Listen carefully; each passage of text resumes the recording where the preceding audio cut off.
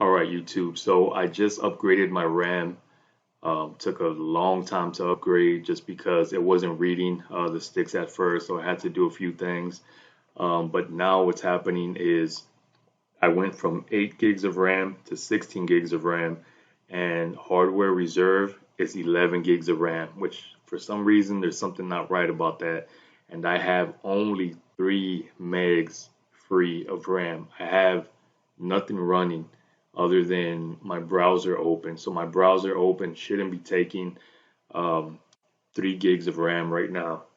And then, I mean, 16 gigs of RAM, that's overkill. That's more than enough. But nothing's running. So I'm going to show you how to actually remove all this hardware reserved RAM right here. So what you're going to do, you're going to go to down here, you're going to go to ms config, and you're going to go to boot. Now from boot, you're going to go to advanced options. Advanced options.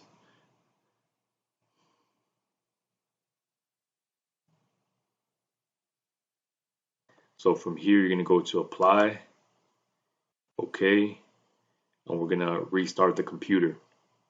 Now, once we restart the computer, you should see all this hardware reserved be a lot less than it is here. So right there, we went from 11 gigs hardware reserved to under 3 gigs of hardware reserved, and I have almost 10 gigs free. I have 25 or 2.5 gigs in use, so this is more than enough to get my computer going.